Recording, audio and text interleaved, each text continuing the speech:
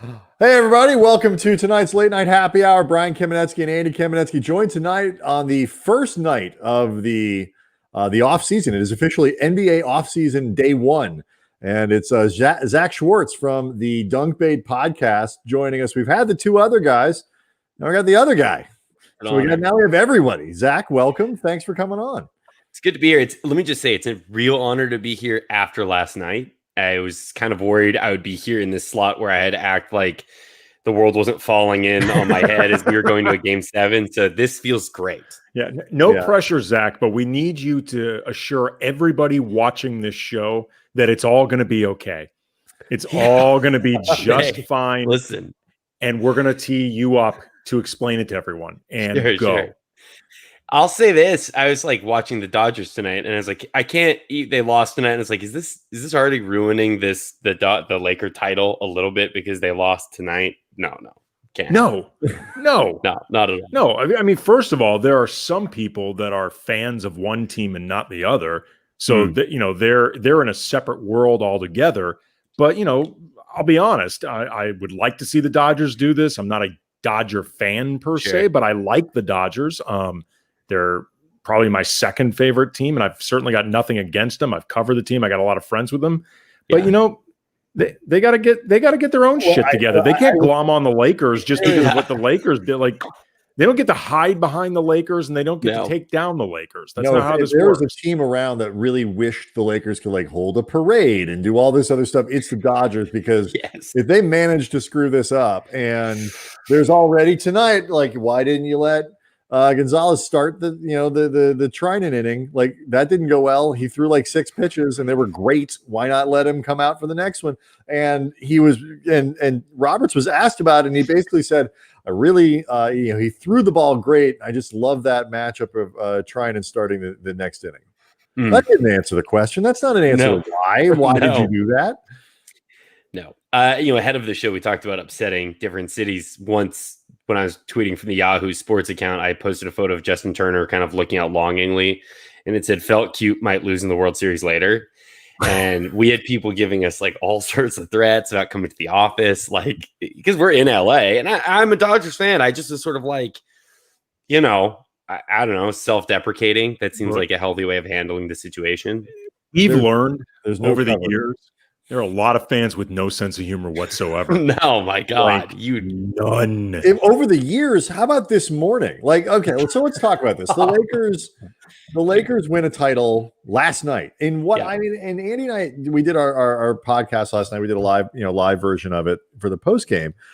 And I love this story. I love everything about there was really a lot of legitimate uncertainty about this team, Zach, coming into the season. Not that they weren't going to be good, but that, could they win a title? Were they going to win a title? There were a lot of questions that they had to answer, and they just kept ticking off all these boxes and winning games and playing great defense. And then Kobe dies, and they handle that with, as an organization and as a team, with great elegance and strength. And they get into the bubble, and it looks shaky, and then they dominate. Anthony did. There's just story after story after story that's great. And I wake up this morning to, everyone hated our team. Nobody picked us to get in the playoffs. Really, people? Come on.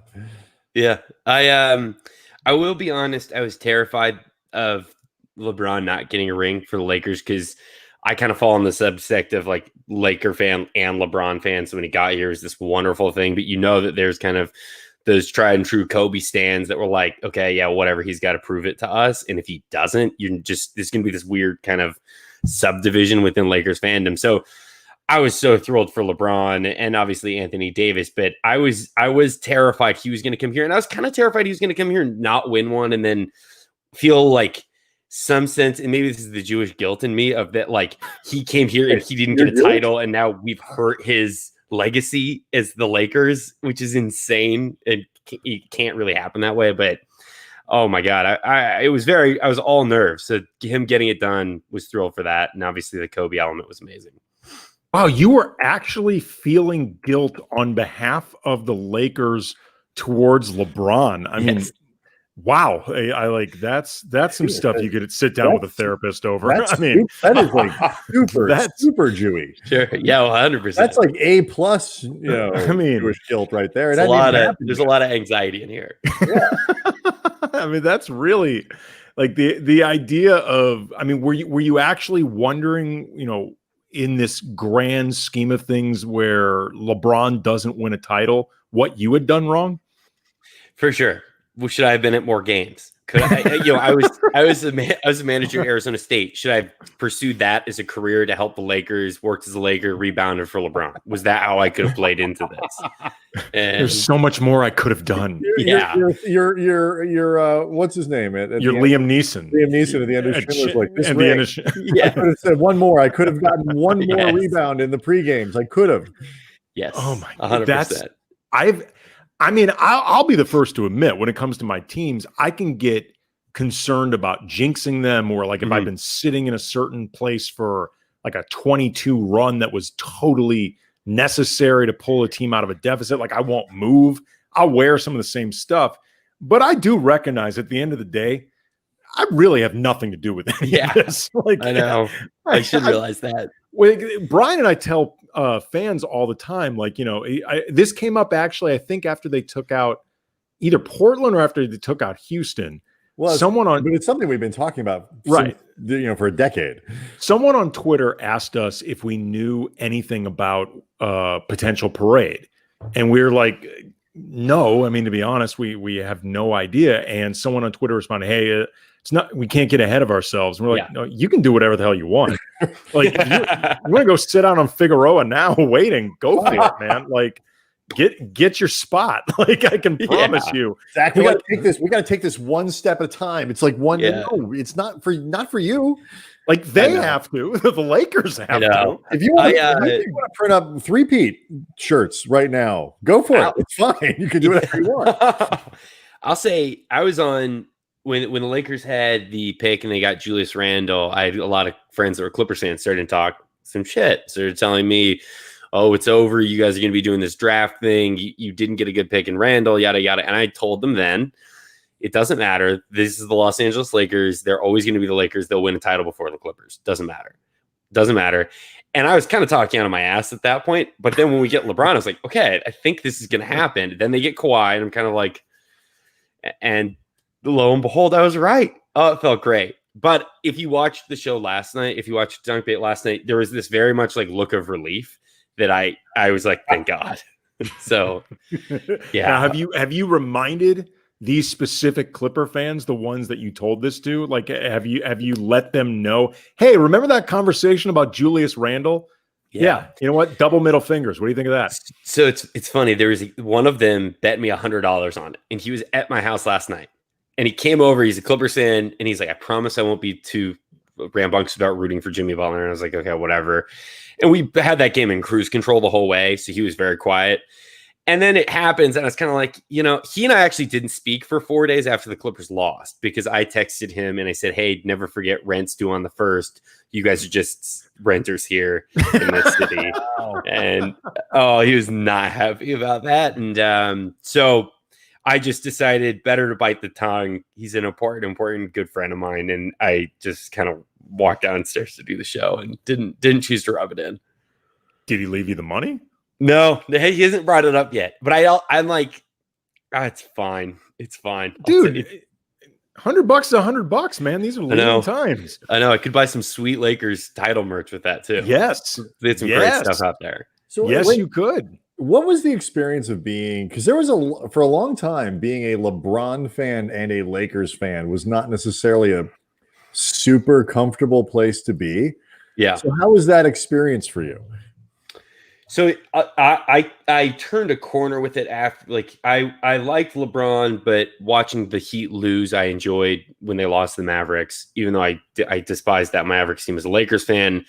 That was kind of this weird thing with him. And then all of a sudden, you're kind of this moment. You got pissed off at Barea for getting in the way of Andrew Bynum's elbow. I still to this day will send the Bynum photo to my friend that's a Mavs fan, just like whenever I'm in a bad mood. To say that team went out ugly. Oh my God. The worst. I mean, That was a bad way to go out. I actually covered that series. I was in Dallas, and Game 3 of that was one of the most extraordinary things I've ever seen, because that's the one where Phil I'd never seen him move that much. He was on the sidelines moving around, stalking, shoving Pau Gasol and this and that, and it didn't work. And then you're sitting there like, we all know what's coming in Game 4, but like it was even worse than I thought. It was. They were one step away from just steel chair off the turnbuckle. It was as if like it was the moment where like the Fisher, who was the Fisher headbutt? Oh, Louis Scola, right? The 2009 Scola headbutt, where like Fish goes like, "Wait, what did he do to me?"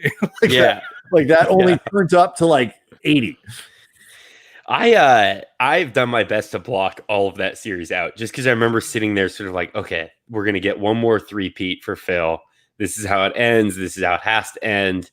And then you just sort of sitting like, no, what's happening? And it just seemed like kind of everything had slipped through your hands and it was already over. And they're competing to put the same comment up. Sorry. As the kid from NYC notes, when Meta had to come bind him down and escort him out, I knew that dynasty was over. Right. Yes. Guys, settle down. But anyway, this was an interruption of your story about being a LeBron fan, and not an easy place to be. No, my brother lived in Cleveland for the last 5 years or whatever. So when he got to the Cavs, my brother, that's kind of when he got to Cleveland. So it was sort of fun.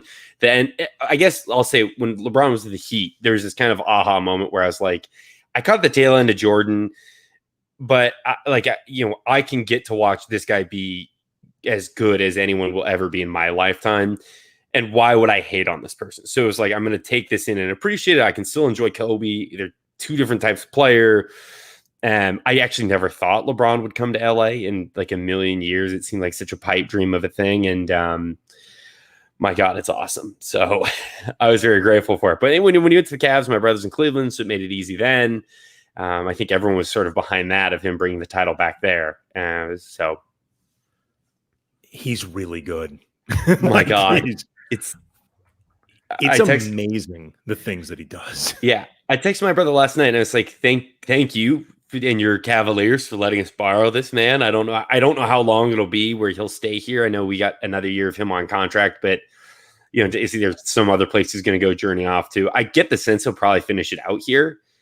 But like I said earlier, I was genuinely relieved that he got that title, because I was like, Lakers fans will never leave him alone. If it's like, oh, you can, but you couldn't do it in LA, it's like, oh, shut up. Like, come on, let him have it. Like he's LeBron. He doesn't need it, doesn't need to do these things. But for him to come here and do it for us was goddamn amazing. It's funny. Like, and I think you understand what I mean. Like the death of Kobe changes the context of everything that happens around LeBron.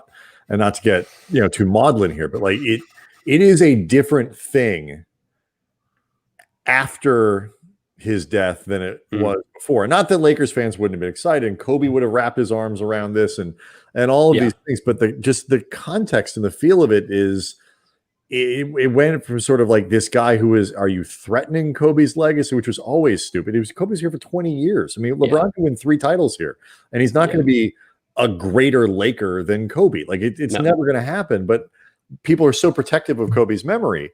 And just this is while he was alive. People are protective of his playing memory. That having done this now, it becomes almost like an extension of Kobe's legacy. Like they were doing so much of this motivated by Kobe and inspired by Kobe and talking about Kobe that it almost feels like Kobe helped them win it again. So it really is it is a horrible thing, obviously, that nobody would have asked for, but it does change, I think, the relationship fundamentally between LeBron and LA, especially now. I agree. And I think the way the Lakers fans then, even the ones that were maybe not detractors, but were sort of like arms crossed Lakers fans when looking at LeBron, were sort of like, all right, we're all doing this for Kobe. We're all doing this for the kind of greater cause. You talk about the parade and stuff like that earlier, and I was like, it's such a bummer that these guys deserve to be able to celebrate and be the kings in this city that they should be. And I'm sure they are, But it's a shame that they weren't greeted at LAX. Someone today at our office or in our office Slack was like, it wasn't really a big deal when they landed. And I was like, that's because there weren't like 10,000 people there to greet them. Like there can't be. So kind of an unfortunate piece of it, because it would have been so fun to see the giant celebration and all the tributes to Kobe with it. Have you heard our theme park style parade idea that we had? Oh my God, please. Well, because you obviously can't do right now a regular parade. I mean, it's just on so many levels irresponsible. The PR for the team would be just horrible, rightly. Right. It's we're not here to hold a Trump rally. Right. Yeah. No. Oh my God. To go too far out of field on this, but you see he actually tossed his mask into the crowd in Florida. I'm not kidding. Like, I mean, I realize that like nothing right. Like Eddie Vedder throwing a guitar pick. Yes. What do we do? Yes. Or I guess if you want another example, a president throwing a roll of paper towels into a group of desperate Puerto Rican citizens. So, like, if you want an example, but like I've never seen. Well, I was going to say I've never seen anything like it before, but then I recognize I've seen plenty of things like it before in the last 4 years. Yeah. But yeah, he tossed the mask into the crowd. Lord. But anyway, who wants that? The crowd? The insane cult Who wants like I realize he's the president. This, but like if that's gross. Like if for anybody, if Barack Obama, who I think by now people understand that like Trump's not my guy. I mean, I don't want not to make a show about. I prefer Barack Obama. If he threw his mask at me, I'm not catching that. No. Also gross. Yeah. I don't want that. It is a bit like when they throw a Kleenex at me. I'm not catching it and be like, this is Barack Obama's Kleenex. Okay. Before we get to the theme park style parade, is there anybody, living or dead, that you were such a big fan of that you would try to catch their mask?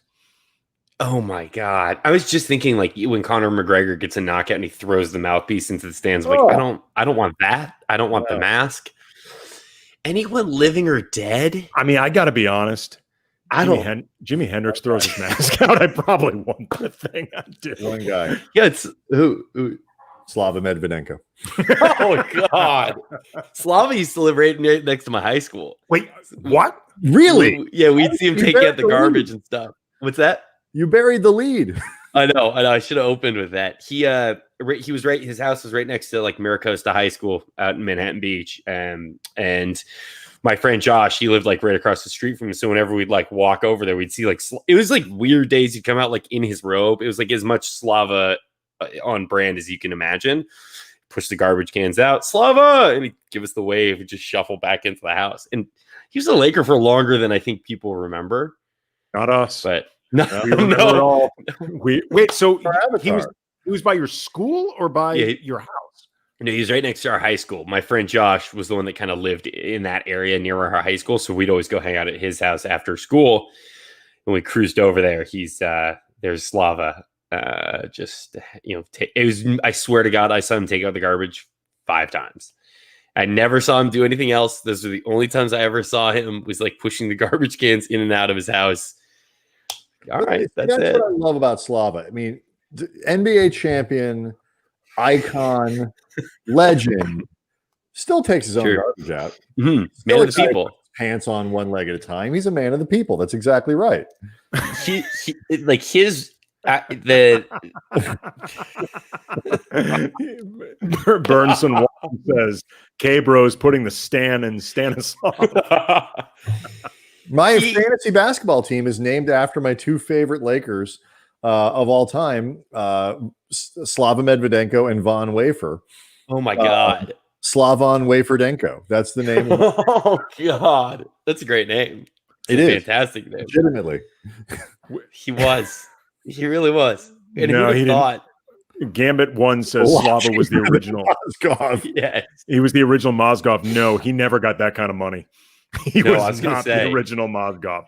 If I told you that a Slava-like player would come around and we'd give him almost max money, what would you have said to me? Is it Slava? Yeah. I wanted every fucking penny is what I would have said. I had a plan years ago when Brian, this is going back to when Brian and I covered the Lakers for the LA Times during that era. I wanted Mitch Kupchak to give Slava a 14-year, $28 million deal. Oh my. Just to lock him up forever for what I think was a very reasonable contract. You know, he's got long-term security. It's probably on balance what he was going to make for his whole career, but then we'd have Slava in one uniform potentially forever. We really missed it. I mean, we really, what a wonderful opportunity that would have been. You guys remember too, like Kobe, when he threatened to leave, it wasn't that Kobe was going to leave. He was going to take Slava with him. That's my part of the threat. It's the best. It's the best detail in the last season, Phil Jackson's book. Yeah. It says that according to Phil, one day Kobe stormed into the office, complaining about Shaq, upset about the situation, and he threatened to leave and take Slava with him, which is it's the greatest threat I've ever heard in my life. I love the idea that he's like, Kobe's like finally had enough, and he's like, you know what? I'm out of here. And Slava, let's go. And just like they storm out of the gym together. Slava's looking around like, what? I said, Slava, let's go. Okay, I guess I'm Right. I forget I'm leaving. Kobe said, I have to go. I had no idea. I had no idea that was the case. I mean, like the Lakers always have these quirky guys, but like, is Caruso going to go down as like the ultimate kind of like Laker fan guy? I don't know the best way to describe it, but like Slavo's one of those guys. Well, he's more accomplished than Slava. I mean, well, for sure. Slava is much more cult figure-y because he's got a largely between me and Brian. DJ Mbango was our guy. Was our high school friend. Mbango was John Housley. That's my buddy who's like just the diehard Mbango guy. And like, Mbango, that first of all, we covered him. He was a great guy. Yeah, he was a wonderful, great guy. Brian, you were there. I think you remember it better than I do. Tell the story about DJ and the earthquake. Okay, this is so funny. Like, DJ has seen some stuff over the course of his lifetime. I mean, growing up where he did, and so big earthquake in LA. DJ was, when he was in LA, was living at the top of one of these, sort of high-rise apartments. I think it was in Westwood. I think it was he was near the arena. Okay. He's one of those guys who lived downtown, pretty close to the arena. I could be something like that. So he's down there or whatever, and he goes, and the earthquake comes, and he's never felt one before. That's not something he's accustomed to. Freaked him the fuck out. He did not like it one bit. Yeah. Goes downstairs, asks somebody like, "What's going on here?" They explain it to him, and then they explain that there could be aftershocks, and he says, hell no, I'm not going back up to my apartment. So he just drove around for hours, basically, until basically the threat of aftershocks would have gone away. Oh my God! How DJ Banga handled the earthquake situation, which I just love. I thought it was wonderful. Those are my favorite kind of stories. Those kind of things. Like those are just the absolute best. Like I worked for the ASU basketball team in college. So Eric Musselman, who's now the head coach at Arkansas, was one of our assistants. And Muss has just insane stories because he's the head coach of the Kings and Warriors. And one of my favorite stories is he's on the team bus, and Ron Artest is on the bus, and they're in Chicago. And Ron points at the Great Lake, one of the lakes that they're going by, and he's like, "What ocean is that?" And no one on the bus wants to tell Ron Artest that that's not an ocean. And it gets very quiet. And he's like, "I said, what ocean is that?" And no one again. And the third time, someone's like, "Ron, it's a lake." And he turns and he's like, "There are no lakes you can't see across." And they just silenced and just kept driving.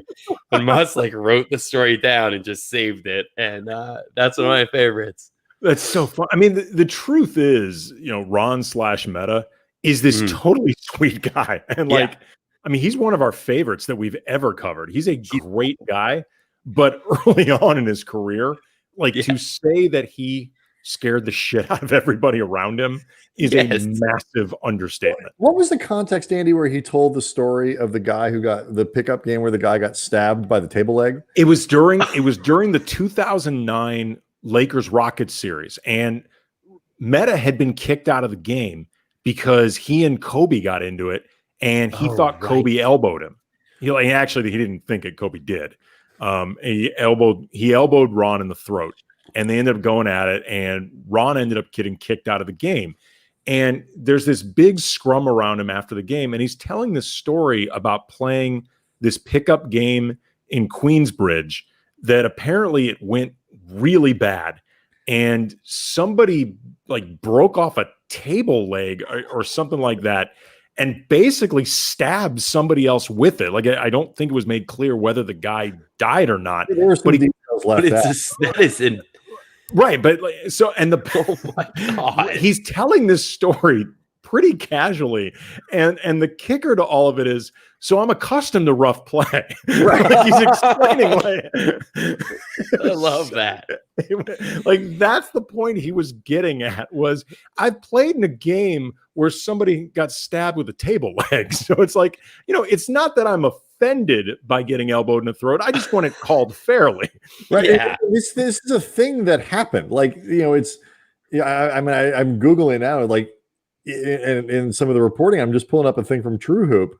That it was in 1991, but like, a 19-year-old basketball player from Queens was fatally stabbed with a broken off table leg today after a fight broke out during a basketball tournament. Now, is this the story that Meta was telling, or Ron at the time was telling? I don't know. But like, nobody was going to correct him, and everyone completely believed that like this was a thing that absolutely could have happened during a game, a pickup game that Ron Artest was playing. Absolutely. And he was so casual about it. It's so funny because you mentioned, like, I so forget that there were those years where Ron was like not beloved by the Laker community because he was obviously on the other side. I completely remember that elbow, and I remember him like walking down the court and very almost like frighteningly calm, trying to talk to Kobe, but like the rest he's got to go, and then that was it. And then he comes to LA, wins the title, and is a beloved Laker guy. I say all this because when Dwight left, did you ever think, one, there was going to be a road for redemption for Dwight, and two, that it was going to end with Dwight getting a ring all these years after we were promised that first ring with he and Steve Nash? Not in a million years. Nope. Nope. Not even a little bit. Because you guys had probably more connections with that team, like, what were the stories about Dwight with that old team versus, obviously we hear all these ones now about how good of a team he is. It was like everywhere else he went, he was very unpopular. I mean, look, Dwight became, and I found I think I found the actual footage of Ron giving this interview, which we might try to play later on. It would get me good at using my screen share function, but it's LA Times, Andy, by the way. It's very possible we shot this video. It's a good chance. There's a good chance we did. But anyway, so like, you go back, and Dwight was sort of an imperfect messenger, sort of, for some like kind of legitimate questions about the team and like how this transition from Kobe as star to like the next guy, like what was going to happen here, and this torch passing that, like, no, it was not going to happen. Kobe was not just going to give the franchise to another person. Yeah. But Dwight was so imperfect for us because he did the thing where he was walking around with the box score and all this stuff. And he was sort of just fundamentally unserious, I think, in ways that Kobe wasn't. In hindsight, the idea that Dwight Howard and Kobe Bryant in 2000 and whatever that was, 12 or 13 or 2012, 2013. Right. Yeah. The idea that version of Dwight Howard and that version of Kobe Bryant were going to make it work together is ludicrous. Like, it really is. Going, what the hell was anybody thinking about that? And, so. Well, I mean, they're also, too, though. I mean, in fairness to Dwight, who did not handle that season well at all. I mean, our impression of covering him, while we did not get to know him extremely well, because that entire season was just one big tense affair that you were looking to get out of the locker room as quickly as you could. But like, and Dwight was an odd guy. I mean, like, he was as uncomfortable in his own skin as I've ever seen a professional athlete. But in fairness to Dwight, the setup that the Lakers were looking to do, where they were looking to re-sign him, max deal, whatever, where he was set up to be the future franchise face, while the current franchise face, maybe the greatest Laker of all time, was still his teammate. like that setup was going to be incredibly awkward. Never. And I remember, talking about it with some people or hearing fans, and they're saying like, Dwight needs to just demand the torch from Kobe. Like he needs to demand that Kobe gives that thing over. I'm like, you guys realize this is a metaphorical torch, right? Like you don't like sit down and like go to a notary and sign it over. I'm like, yes. The torch is Kobe's until he's damn well ready to hand it over to someone else. And I can tell you that day is precisely when he retires. Like I can tell you. So Dwight was being put in this situation where he was going to be thought of as a franchise face when things went bad, but never a franchise face when things went well. And he really wasn't going to have the opportunity, most likely, to even be in that position till like 3 years into a 5-year deal. Like the setup was going to be pretty fraught, I think, even under the best of circumstances. I think, Zach, I think that has a lot to do with why it was hard. It was, in a lot of ways, it was less about Kobe in terms of, the next star coming and, who wants to play with Kobe as who wants to walk into that situation, because Kobe was so entrenched in LA that he wasn't going to get blamed for things going wrong. And it was like, do you want to be that second star when like, who doesn't like Pau Gasol? Pau took so much shit though when he was on the team. Yeah. When things went wrong, people didn't blame Kobe. They blamed Pau. No. Yeah. They never blamed Kobe. I think there's obviously a slight piece to me where I still blame Steve Nash for that, the problems of that team, which is so irrational and completely to your point of like, it won't blame Kobe, just won't. But if he had positioned his leg a little bit differently, so it broke in a different angle, maybe we avoid all this. He's got to take a little responsibility. I think with Nash, we've talked about this on Dunk Bait before, but like LeBron's the best point guard the Lakers have had since Ben Axel. Who's there's this since Magic? No, I know it's since Magic, but like there's this huge just window where they couldn't get high level guards to come in and work. And I'd say he's the best point guard they've had. If you're trying to come up with a candidate since Kobe. Wow. Since when Kobe used to, Kobe in a lot of ways functioned as their point guard. Yeah. He's their best point guard since Kobe. Well, it's just what? Yes. It's like Smush, Ramon Sessions. The Ramon era. Like, Jinx, help me. Ronnie Price. Oh my God. But like, I would talk myself in that, okay, this is the year Ramon is going to turn the corner and he's going to play all-star level. And then it's like, that's just never happening. And like, no, it didn't.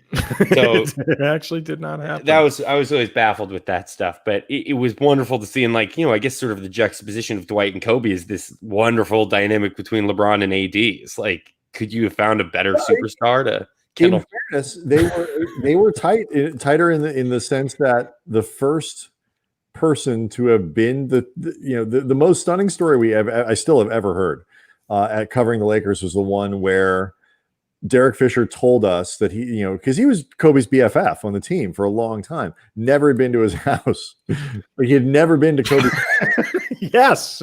And like, you have never seen more people like in a scrum kind of do like a double take. Like, what did you just say? Like, not one birthday party, not one barbecue, not one. I realize he always lived in Calabasas. Kobe lived in Orange County. Yeah. But like, not one time have you been to you are his best friend on this team. You've never been to his house.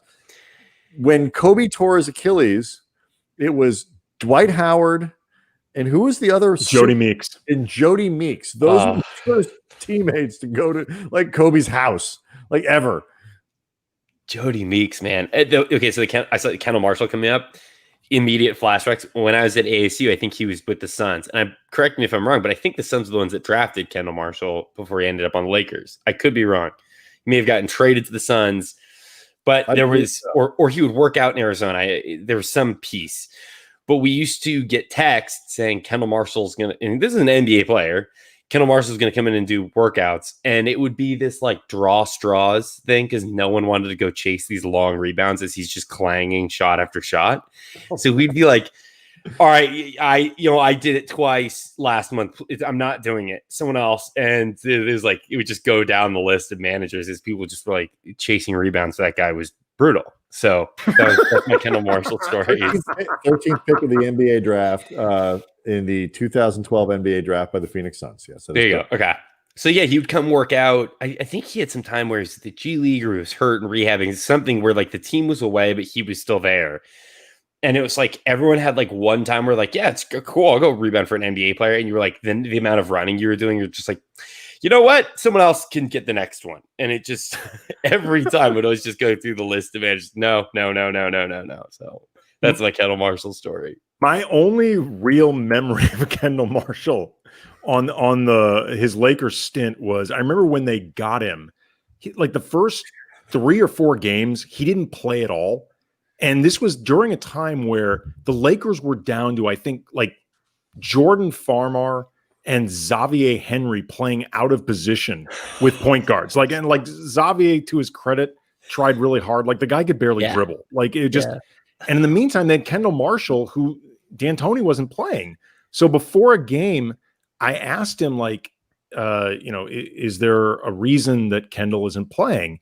And I don't know if he thought that I was trying to get him to say something bad about Kendall or if he thought that I was questioning him.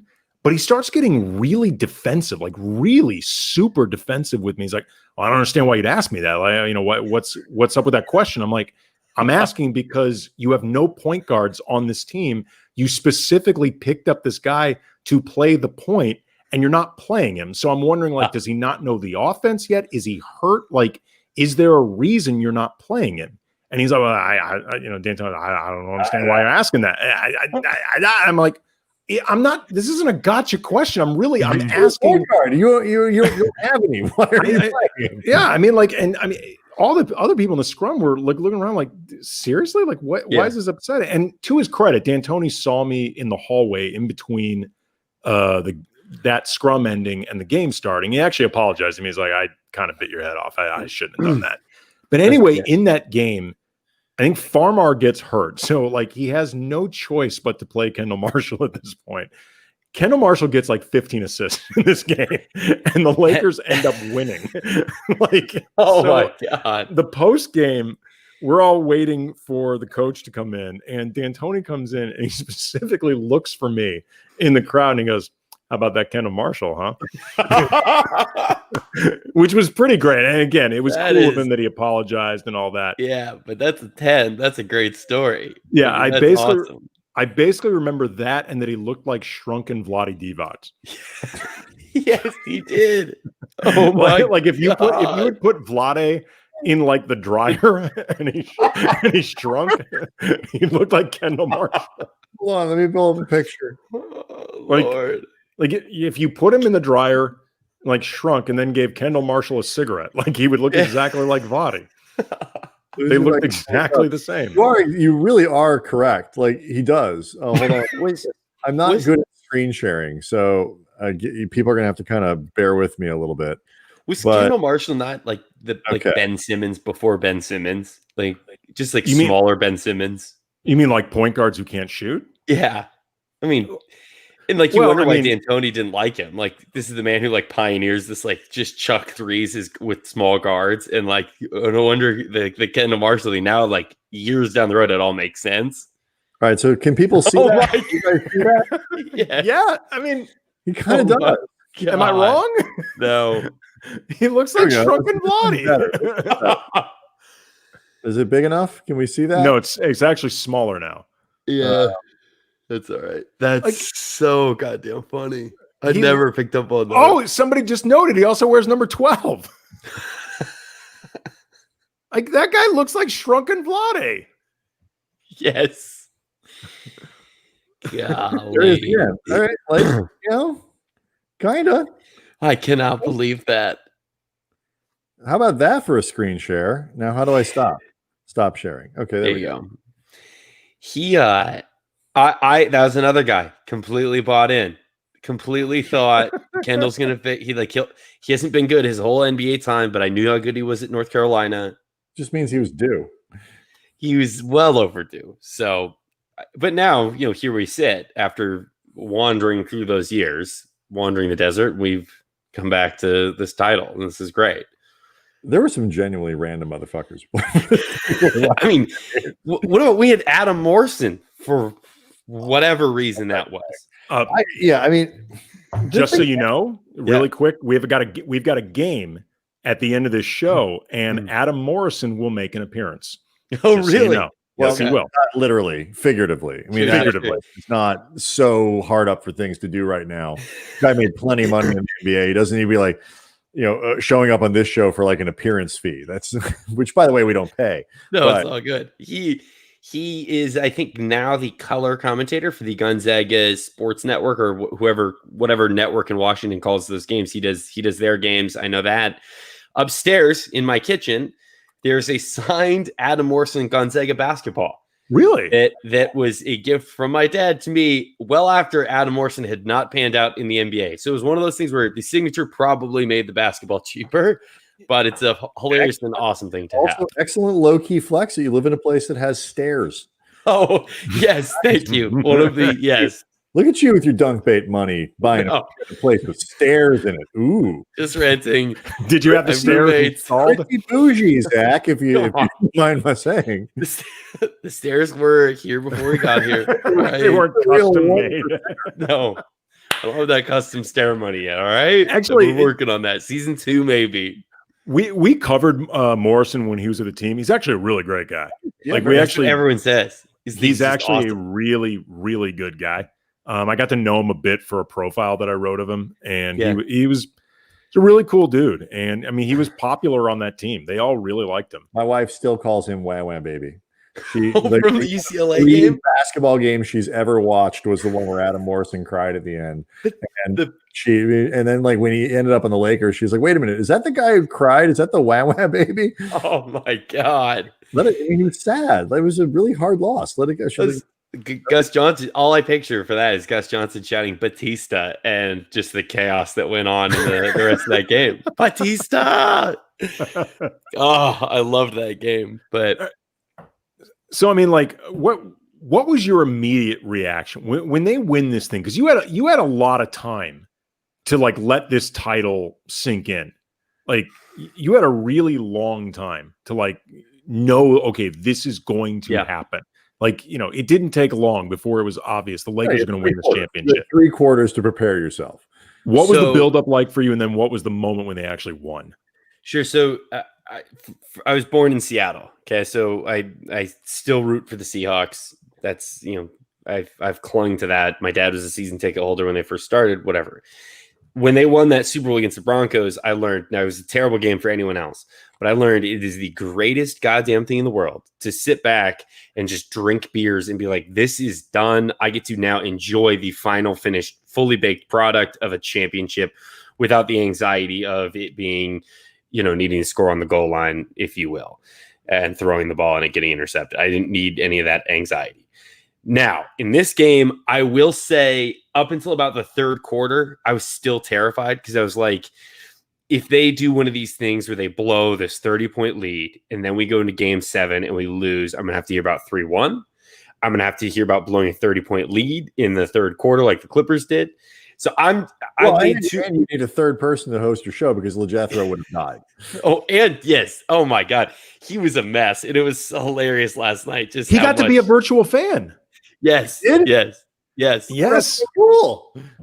He was you could tell he'd been in his bottle of rosé, I think, since the second or third quarter. So the bottle, there was about that much left when we were celebrating, and he was having a ball. So I was very happy for him. But every tweet of the night was his, where it was something to the effect of, "These fuckers better not make me stand up. Yeah. I have to get off my couch because I'm nervous." Forgive him. Yeah, it was. Once we got through that window, I've made too many memes I worked at the Ringer. I had to make memes. I just was like, please don't let this be something where we're getting roasted as Lakers fans. Once that moment happened, I was like, this is awesome. I get to watch. It was just beautiful. And it was so fun to watch, kind of like this slow smile just crack into LeBron's face, like just kind of come over LeBron's face, and seeing AD and these guys kind of like start to step back and realize like, holy shit, we've just won an NBA title. And I think those guys, like for Caruso and Kuzma, probably especially, when they got there, it was sort of like the team looked so a mess that this probably seemed like a complete pipe dream. Like, we're never winning one for the Lakers. I'm going to get traded to some weird team because they're going to try and get a better player or a better pick. And like, then what happens? And so I seeing that kind of realization set in for them was amazing. And that it was just beautiful getting to sit there for, God, that whole fourth quarter. Like, go ahead, Jimmy, keep shooting. It doesn't matter. This one is cooked. I immediately got out like the thing of tequila and just started pouring that, and it was great. It's a fun feeling, man. Like, it's a really fun feeling to be a fan of a team that wins a championship, because like, you can lose perspective. And I think it's something that Laker fans have actually come to realize. Like, this stuff is hard. Like, it's hard, and most fans don't get to experience it the way Laker fans have. Like, I mean, like the idea of, they've gone 10 years since the last title. Most fan bases would kill to win a title once every 10 years. That's awesome. Yeah. Like, one every 10 years would be like, God damn, did I hit the fan lottery when I ended up just through the accident of birth, or, my dad got transferred to this city when I was 6 and I ended up a fan of this team. Like, because a lot of times it's accident of birth stuff. Mm-hmm. And if you happen to have some type of connection to the Lakers, like, you lucked out in that thing. You've had it really good. Yeah. Yeah. And just, it's still meaning so much to people is kind of the neat thing. Like Dr. Buss made this thing what it is, this incredibly neat, prestigious product. And, Kobe leaves, and to your guys' point about bringing in free agents, I kind of remember sort of having this panic, like, oh God, no one wants to come here. Is it because the Magic's run out, or what is it? And then suddenly, LeBron's here, and then we go get Anthony Davis. And you have to try like 4 times to not get LaMarcus Aldridge. Yeah. Oh my God. I'm like looking at like, there's these like weird pandering tweets from Adam Levine begging LaMarcus Aldridge in a LaMarcus Aldridge Lakers jersey. And I'm like, oh, what are we doing? That. Yeah. Remember we forget about that. We built an entire bit on a podcast for like a year around the LaMarcus Aldridge pitch. Because remember, like, the first pitch to LaMarcus Aldridge was about no basketball at all. Hollywood. It was all like Hollywood and marketing opportunities. I'm like, you're talking about a guy that like never says 7 words publicly. Like, has LaMarcus Aldridge ever seemed to you somebody who's dying to be in the motion pictures? Like, I mean, like, really? You come to Los Angeles, we'll make you a big star. Yeah, I mean, we had this recurring conceit on our podcast where we would just like, we had this like old time 1930s producer. How did you forget this? Just hearing the voice is fantastic. LaMarcus, have you ever been out for sushi? Like, do you like dancing girls? Oh my God, the Brown Derby, LaMarcus. Oh my God, picture it, LaMarcus. Who is the GM, or who is it that led that pitch again? Was that when? That was Mitch and Jim. That was Mitch. Buss, though. It was Jim Buss, right? Oh yeah, that was the guy who gave Mozgov all that money. Yeah, yeah. I've always had my theory about that too. I think it was I think he accidentally called Mozgov. Butt dialed him. Yeah, I always thought that he butt dialed Mozgov, and then it was just awkward. Oh my God!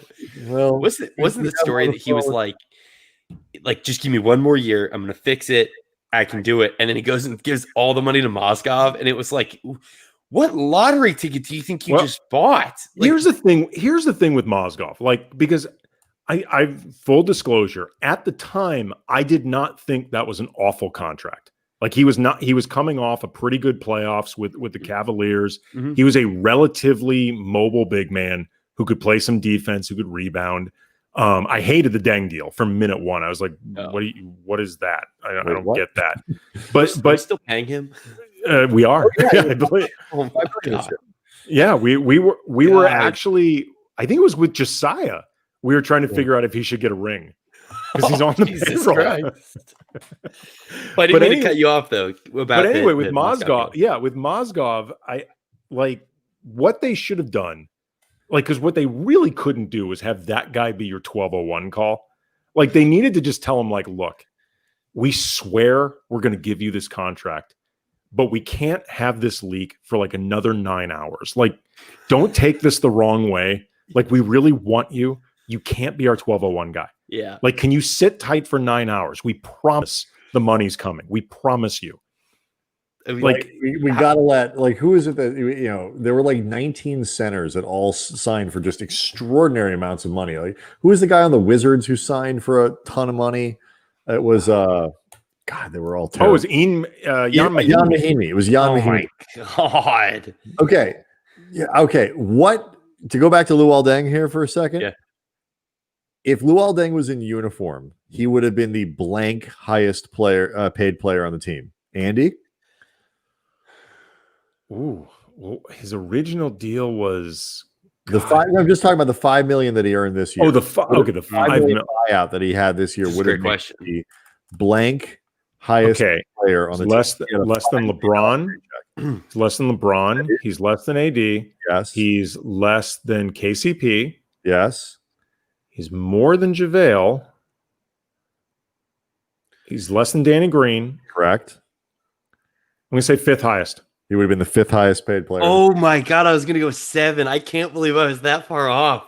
Luol Deng made $5 million this year from the Lakers. That is more than Avery Bradley, JaVale McGee, Quinn Cook, Alex Caruso, Jared Dudley, Dwight Howard, Rondo, Kuz, Markieff, Horton Tucker, Dion, and JR. More than Daniels was making, more than DeMarcus Cousins was making. You have to tweet that out. You got to put that out. Hey, I'm sorry. Like, I'll send it from Dunk Bait if you guys don't want it, but that is a great fact. I'll do it right now. We don't care. We'll do it. Oh my God. You know what though? And I always feel a little bit bad about this because by all accounts, I mean, I didn't get to know him very well because his time with the Lakers was so unpleasant for him. He tended to stay out of a lot of stuff. And then if memory serves, there was a period where he was sort of away from the team. It wasn't his fault that they right. No, he wanted to play. I mean, Luol wanted to play. Yeah. Oh no, he was not happy with this setup at all, and he is, by all accounts, a true professional. He's always seemed that way. Mm-hmm. That being said, my goal has always been to get paid to go away, like to really make enough money that the only way to settle the issue is just to make me go away. Sure. That's that. I mean, that's the American dream, really. Like what it all boils down to is pay me to go away. Like, I cannot believe that. I'm sorry. Like that is like just nuked my brain with that fact. Like I cannot believe he was the fifth highest paid Laker this year. Would have been the fifth highest paid player. He was the fifth highest paid guy. The $5 million he collected made him the fifth highest paid Laker. Oh my God. Is there? I mean, what I got to ask you guys. What are your thoughts? Reloading for next year. Is there any? This is a tricky one because like they have, I believe what is it, like $9 million for the whatever mid-level or exception or whatever it is. Whatever exception it is. And there are 30 of them now and they all have different names, but they have the $9 million for that. And then like veterans minimums and they have a trade chip in Danny Green, who's going to be an expiring into an offseason where that actually becomes very useful. And they have Kuz. And the question becomes, I think, I don't know. Can you expect certain things? It will never be the same. You can't bring back the same crew and expect it to work the same way again. The guys aren't going to stay healthy in the same way. They're not going to, all that stuff won't be the same. Does Kuzma embrace playing this role again, going into a year where he wants to get paid? Different now, like there's just, it will be different next year.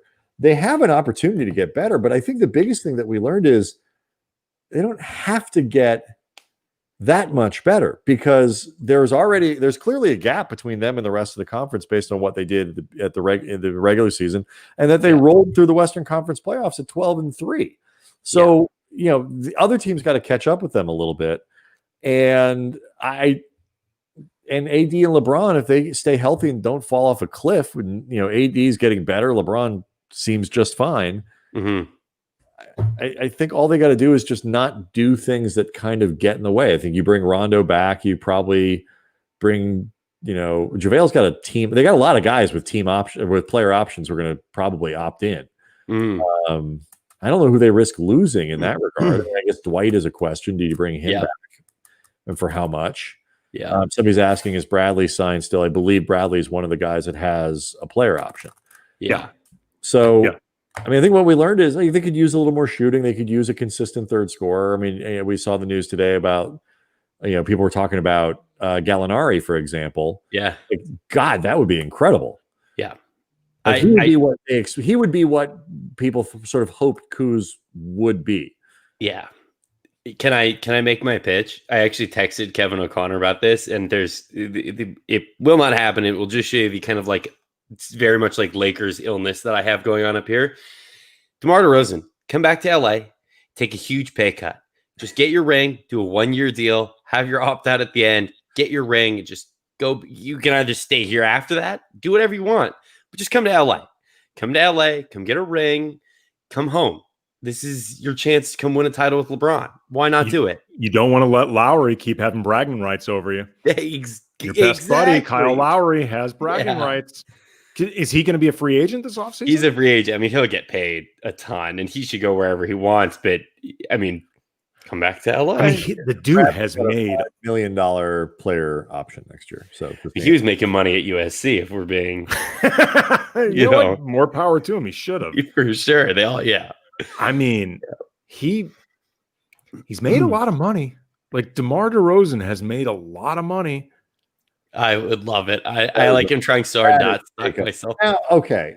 It won't happen, but I mean, that's a decent. I mean, they don't need him to shoot threes. He could be a scorer. Yeah. Good player. Let LeBron run point. They can both do the pick and roll action with AD very well. He's made $121 million over his career. God. I didn't know that much. Oh no, actually more than that. He's made about 150. He's made about $150 million. It's a lot of money. Yeah. God. I mean, $150 million would get you a place with a staircase. That's for sure. Oh my! Come on! All right, 2 staircases. Oh no! We only have one. Whoa! Look at Mr. Flex over here. I only have one. I'm simply saying for 150. I can't imagine how much Josiah is making. This is Josiah with staircases for all his friends. Yeah, it's going to be interesting to see what they do. I mean, in a lot of ways, this is, I think, a question of how much interest do you think there is for Kuzma around the league? Because if you just unless you're going to trade Danny Green for a longer term deal that some other team doesn't want, and you're basically just what would happen there. Absolutely. Right. Like if say you can find like some $15 million deal that, is 15 mil through, a year through say 2023, and you're willing to do that. You're willing to. Right. Otherwise, I mean, Danny Green by himself is not going to be necessarily that enticing. So it's really a matter of just what does Kuzma do for you, like around the league? Like, how interested are you? Well, the other part of that, though, Zach, is what do you like? The problem with taking money on, obviously, is they're trying to really keep 2021 or whatever the summer, not this next summer, clean, so that they can go out and get another star. Yeah. So, but if you win a title next year, if you win a title this year, you win something like in the office. Like, do you necessarily think you need a third megastar? I mean, obviously, okay, well, you want Giannis if you can fit him. It's a weird fit, but you take Giannis because he's Giannis. But like, do you need somebody that good necessarily to step into your kind of little mini dynasty that you have there? So, because you're not necessarily, I don't know if they were expecting LeBron to play maybe 2 years beyond the end of that. I don't know. Like, so how does the success, Zach, do you think make it more or less necessary to go get another huge name? I mean, I'm of the belief, and this was the great thing with LeBron coming here, was that he just sort of shows that like the machine in LA still works. You can, you can tell me that the difference between being a superstar in Milwaukee and in LA is they're not it's the gap is closed, but there's still a giant gap there. Like LeBron comes here, he's got the media company, he's got these movie deals. I mean, it takes a certain kind of superstar to be able to pull all that off, but I think it's very enticing. So I say all of that to be like, yeah, I mean, like, you see what having a superstar can do, and I'm always of the belief, like, go grab whoever you can get. I genuinely don't think Giannis would end up here, just because I think it's going to be somewhat similar to, like, not quite of the same magnitude with Kobe and playing in his shadow, but like, I'm sure Giannis would be like, oh my God, people would just be like, oh, he's just the Pippen to, LeBron as MJ. Maybe not. I don't know. But I if there's a superstar out there, please go get them, because I love that.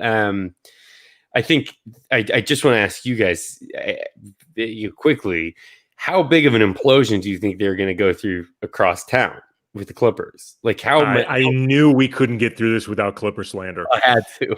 I knew it was coming. Come on, please. I had to. It's the best. It's the worst, best job in the world, because you could go out. Lakers fans don't like this, but the Clippers could absolutely turn around and win a title next year. But they could also not, and then Kawhi could just be like, I'm going somewhere else. And then you're either left with Paul George, maybe he stays, or not. But like, you're not going to win with Paul George as your best player. You have no draft picks. You have very limited access to young talent, and that's it. Yeah. Now you're screwed. Is there a market for Paul? Like, what's the market value for Paul George? I don't know. I mean, he's obviously a really good player. I mean, he's when he's at his best, he is he's one of the best two-way players in the game. But the problem is his playoff track record is so spotty, and his collapses. He's hurt constantly. Yeah, he gets hurt a lot, and the times where you really need him. Like Kawhi Leonard did not play well in that game where the Clippers eventually went out to Denver. But Kawhi Leonard's playoff record speaks for itself. He is a really great player. Like, even if you think that, okay, he was a little bit exposed, and like, there are people now looking back on, maybe Toronto was further along than people actually gave it credit, blah, blah, blah. But he's obviously a great player and a great playoff player. He actually had played very well in that series. He just had a bad game at the worst time. Paul George didn't like that. Like, Paul George, if you look at his playoff track record, it is all over the place. And that's going to be problematic, because the only reason you get a guy like Paul George is because you want to have that type of firepower for a championship run. Like, that's the only he's too good. It's weird to say, he's too good for a team that's not in the championship mix. Like, in terms of trying to acquire him, he's too good. We like half jokingly floated this idea around, like, within like a pre-production thing, and it would never happen, I don't think, because Clippers and Warriors are too close and to hate each other too much. But would you ever consider trading Paul George for that pick and Wiggins? Or is that too much for the Warriors to give up? Whoa. On that team, I would do that. If you're the Clippers, the problem with that, though, is you're basically saying we're essentially cutting. You're cutting Kawhi loose at that point, aren't you? Well, I was going to say you're cutting Kawhi loose, not for that season, but in terms of the long haul. Like, if you make that deal, you are essentially saying, this is Kawhi's last year here, because he's not going to stay for that. Yeah, like, he's not going to force his way out for that season, but he's not going to re-sign. Yeah, it's just that. I mean, but that's the 8-ball that they kind of find themselves buying, because it's like, what are you going to go get that's going to be better than Paul George? That someone's going to be like, oh yeah, here, if they have no picks to leverage. Montrez, who I thought was a great asset, is going to leave, I would assume. You know who he is? He's Andy Dalton. He's Ryan Tannehill. Like, God. He's obviously, like, you can do better if you want an elite player and a star or whatever, but he is 100% that category of, well, if we get rid of him, we got to find somebody better. And it's hard to find somebody better than Paul George. Yeah. Yeah. And that's why I'm like just very curious of how they're going to do, everything. I think that they had built themselves in such a way where it looked so good.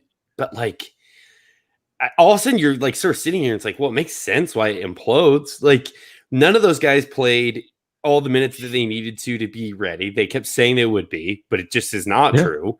And then you have kind of hyper toxic players with Patrick Beverly, and those things don't mix. I thought they were going to get way more from what's the guy's name that they got from the Pistons, Reggie Jackson. Oh, Reggie Jackson. No, you're right. Reggie Jackson. I thought for sure Reggie I was devastated when they got him because I thought he would have been such a good fit for the Lakers. And it's like, nothing. No, I was able to live with it. Yeah, you were. You were. I was. I was like, I'm good. I'm fine. Like, I'm good on the Reggie Jackson experience. Like, this is another one of these things where I like when Lakers fans talk about how, like, of course it was like, how did nobody just automatically pick the Lakers to win all this stuff? It's like nobody. Like, you guys remember when the Lakers tried to go get what's his name from UCLA? I'm blanking. Help me. He's what not year was it? League right now. He sat next to Jeannie Buss. He's the premier free agent. Carlson. Yeah. Thank you. I had a brain cramp. Like, that was considered a potentially devastating thing because the Lakers had no guards, and that was before Avery Bradley never made it to the bubble. Like, Darren Collison, losing out on Darren Collison was a big effing deal. I remember that. Like, and now we're just sort of gloss over these historical things that happened because Rajon Rondo, who, like, I swear to God, 97% of Lakers fans, if they saw him on the street and he wasn't looking, would have hit him on the back of the head with a tire iron and drove him out to the desert and left him there so he wouldn't have gone to the bubble. That's how Lakers fans would have reacted seeing Rondo on the street. And then, in like the first game he plays with Houston, everybody was like, we will storm that place and we will take him out. We will drag him the line to the quarantine line. Then game 2 comes, everybody's like, playoff Rondo. Yeah. I called it all along. Like, stop. Like, everybody stop. The defense that he played just down the stretch was great. Awesome. He was really good. Right back. But spilled my drink. I was going to ask actually if that happened. But yeah, no, I mean, nobody saw that coming. Like, I mean, I think most people, if they are being honest, I actually thought that they missed Rondo offensively. I actually did. And that was something we had talked about on podcasts before. Like, as much as during the season, you could see the drop off between LeBron and Rondo running the offense. Mm-hmm. And, they were demonstratively worse. What you really saw during the restart period when Rondo was out in the first round of the playoffs, the difference between LeBron running the offense and everybody else, like literally anybody else. And then also, I mean, Rondo, to his credit, man, he stepped it up in the playoffs. He cranked it up in ways that I did not think he was capable of. The fact that they needed Rondo that way was a bad sign, not a good thing.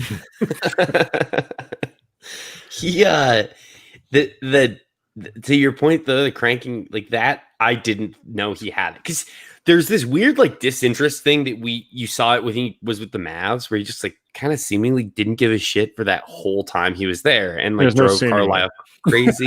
What's that? There's no seemingly. No, yeah, he just didn't give a shit.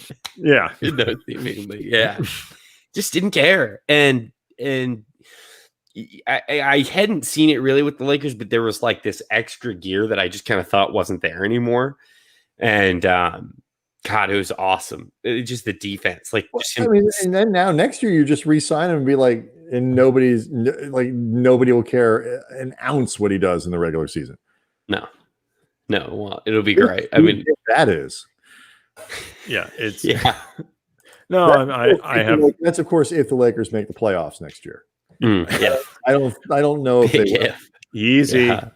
You don't want to get the new Chris Mannix treatment. You've seen what's happened to Chris, and we both think Chris is good at his job, but you've seen what's happened to him. My over under for the Lakers next year, 14 wins. Anywho, I'm putting it in. Right now, 14 wins. All right, you guys ready for the game? Yes, absolutely. All right, so obviously the Lakers are coming off a championship. We are basically about 24-ish hours removed from it. So I've got a game of Lakers playoff trivia. Stats-based questions for you guys. You guys will guess who is better for different categories. And for all of these, it will be for their Laker playoff appearances. Like, these numbers will not include any other team that they played for in their averages, cumulative, anything like that.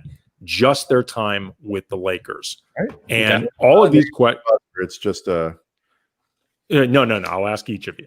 All right. And also, too, all of these questions will involve at least one current member of the 2020 Lakers. So we begin. Brian will go first in this one. Higher playoff scoring average as a Laker: Jerry West, LeBron James.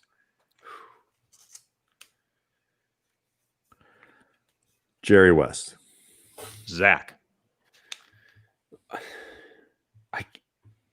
I gotta go with LeBron, I think, because there were so. I mean, he had that weird stretch in that first round, but he had so many 28s and kind of right around that range. I'm gonna go LeBron.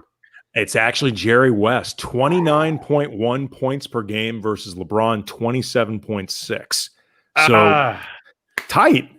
Those games where he had like 17, 18 screwed that all up. I knew that was gonna be in the cards there. Okay, and this next one, Zach goes first. Higher playoff scoring average: Alex Caruso, Shannon Brown. Oh my God, these are such great questions. Oh Lord, Shannon Brown has Kawhi Leonard hands. Yes, he does. Oh my God, yeah. I wrote a profile of Shannon, and the opener of it was all about his hands. It's like that. Oh, really? That's awesome. Shaking hands with him is like putting your hand in an oven mitt.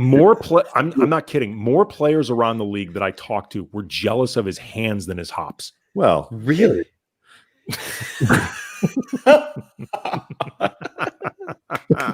Hi-oh! He used to fly. A man can jump forever, but all right. So Alex Caruso, Shannon Brown. All right. Let me give you my rationale and reasoning here.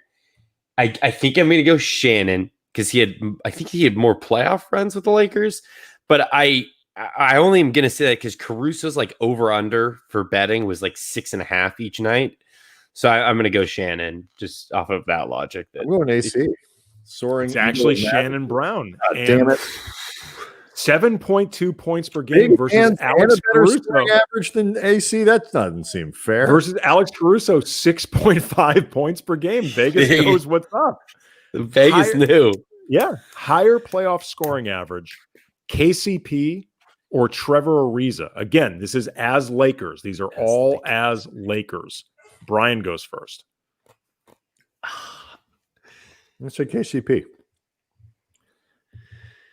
I'm trying to remember because I'm going to go KCP too because I feel like Ariza did so much more defending and didn't have. And granted, Twitter I don't remember a 15-point game from Trevor Ariza.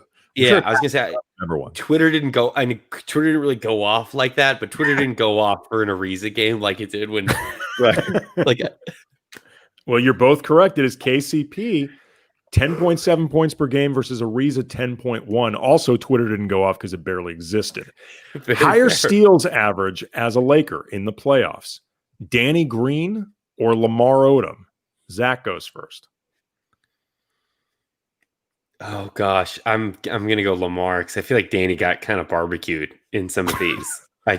You talking about steals you throw to the other team? I'll say LO. It's actually Danny Green. Damn it. 1 steal per game versus Lamar Odom 0.7. So it's still 2-2. Higher playoff field goal percentage in the playoff as Lakers: Anthony Davis or Kareem Abdul-Jabbar. Brian goes first. Wow. Yeah, these are pretty good. AD. These are great. I'm going to go Kareem, and my logic is didn't shoot threes to detract from the total score, and also just smaller. Like he was playing against smaller guys. Like, there was no Bam Adebayo. Yeah, you're wrong. It's actually Anthony Davis, 57.1 versus Kareem, 54.3. It really puts into perspective. AD had one hell of a run in these playoffs. As Nathan Mark says, AD shot like 99%. Assists per game. Playoff averages as a Laker: Rajon Rondo or Norm Nixon? Zach goes first. I think I'm going to go Rondo here. Yeah. Brian. To channel our friend and paraphrase our friend Harrison Fagan, people forget Norm Nixon was an assist. I'm going to go Norm. Like, Norm put up numbers in LA. Nobody remembers. You're right. They don't remember. And he did actually have a higher playoff assist average than Rajon Rondo, 8 per game versus 6.6. Norm Nixon was. And by the way, Norm Nixon played in the regular season too. Better 3-point percentage as a Laker in the playoffs. Markieff Morris or Michael Cooper? Brian. So both going to be low numbers. Or like, maybe not. Maybe stretch that really boosted him up.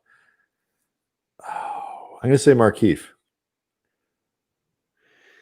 They took like 2 3-pointers a game back then, too. It's like I will say this: they averaged around the same per game. They averaged around the same, if it helps. I'll go Coop. Just the Morris had a few threes in those first couple of games in the finals, and then it just got dicey. Well, not dicey enough because it was Markieff Morris, 42% versus 39.2. So Brian is up in this show. I would have been. Both things aren't good. Brian up 5-2. More playoff minutes in total as a Laker. Talen Horton-Tucker or Adam Morrison? Zach goes first. These are two like Laker Twitter icons. Yes. So I want to make sure I get this right. You hate to choose between one. I'm serious. Just went off my. I'm sorry about that. I'm gonna go ahead and go with Talon. Is a Talon guy? Talon. Just I think he got more minutes in that early series than Morrison got. It's very close. It's actually quite close. I think it's ammo, but not by much. It's actually Talen Horton. Oh, PhD. 17 total minutes versus Adam Morrison, 13 total minutes. Again, very, very close. 5-3. Better free throw percentage as Lakers. Dwight or Shaq? Now, remember, Dwight did have 2 playoff runs as a Laker. Brian goes first. The first one was memorable. Got tossed. I think Dwight was around 57% in this one. I'm going to go Dwight. I'm also going to go Dwight just because that last finals game, he had that little stretch of the line where he hit both free throws, and that's all that's going to stick in my mind. So we're going to go Dwight. The answer is actually Shaq, 52% versus Dwight, 50.6. That first year was so 44.4. Oh, that's why they lost. Yes. Yeah. Yes. 5-3. Why they lost that series. 2 more. I needed that. Yeah, you did. Higher usage percentage for their Laker playoff career. Usage percentage estimate of the percentage of plays used by a player while he was on the floor as Lakers in the playoffs. LeBron or Kobe? It is really, really close. Zach goes first. I'm trying to think. I'm trying to picture this out. I think I'm going to go LeBron. Like I feel like it's going to be one of these kind of crazy. It just seems like it's got to be LeBron. It's legit close. I think there's a difference between usage rate and desired usage rate. Desired usage rate is 100% Kobe. Yeah, I will say LeBron. And Zach, repeat again who you said. I took LeBron as well. It's actually Kobe.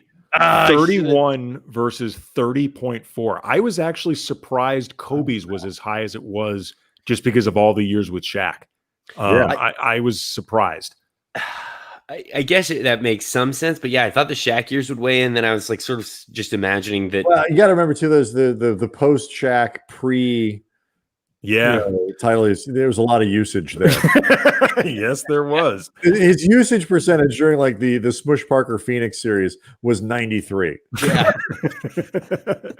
Last one, and Zach every fucking possession that was available. It's 5-3 on this last one, but Zach, as luck would have it, totally random. This last one is worth 3 points, so you can still win. Just coincidence. I love it. I can't believe it. Love this game. Most triple doubles in any single playoff run as a Laker. So any single playoff season as a Laker, LeBron or Magic. And who should go first? I have to go first, right? Okay. Yes, you go first. Otherwise, I can sabotage the game. Yes. Well, we just talked about like what he did. Very close. He only had 2 in the finals, but he almost had 6. It's very, very close. I'm gonna go Magic. I was gonna go Magic, but I have to take LeBron to try to win. So I got to take LeBron. Unfortunately, the answer is actually Magic. Yeah, LeBron had 5. Magic had 6 triple doubles during a playoff run. But okay, which year was that? I'll have to look quick. Yeah, it's like what I wonder how many games they had to play. It might be. See if I can find it. Let me see if I can find it. The stat should be per like triple. Yeah, no, I can find it. Capita. Yeah, I'm looking it up. 6. The year that he had 6 was 1982. Oh no, your theory just got shot to hell. He played 14 games. Oh my god, that is very prolific. He played 14 games. 6 triple doubles in 14 games. Yes, he had a triple double every other game. Man, that is just stupid. That is ridiculous. Really good at basketball. Yes.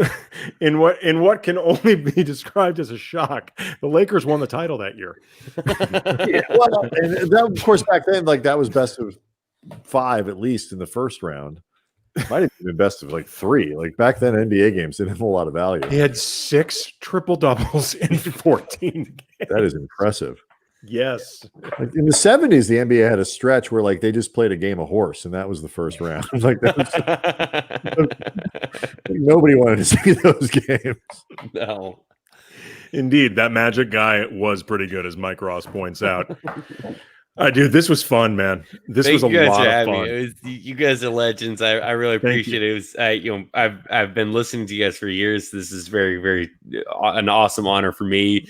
When I tweeted it out, my mom texted me, was like, "You're getting to talk to those guys." She's listened to you guys on the radio for years. Your dad liked the tweet. I think it's cool that your dad has a Twitter handle.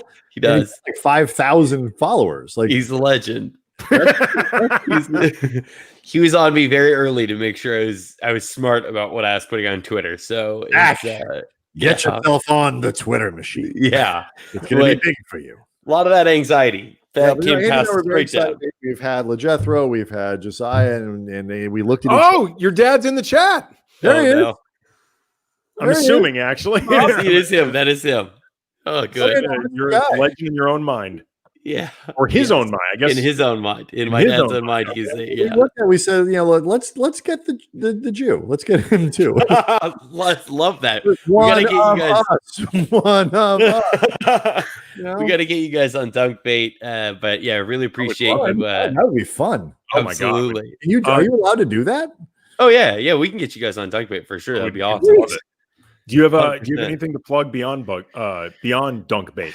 No, follow me on Twitter at ZachZach, just 3 times. Follow Yahoo Sports and tune in for Dunk Bait when we come back next season. So thank you guys for having me, man. Really appreciate it. This was great, man. We're really glad we could do this. Awesome. Tomorrow, we actually have this week has come together nicely. We have a fun show tomorrow. Sam Esfandiari, great podcaster in the Northern California area, does a lot of football. Big basketball guy. Will talk Lakers and next season and what it might look like with the Warriors. Also some NFC West because Rams, man. And the Rams. The Rams are up playing the 49ers this weekend. So we'll do a little bit of that. Wednesday, John Weissman, who, if you are a Dodger fan, his stuff. Ran the Dodger Thoughts blog for years, covered the team for the LA Times. He's going to join us talking MLB. Lindsey Theory on Thursday. Gustavo Arellano on Friday. It is a fun week, and we will see everybody tomorrow. Thanks. Dag Nederland.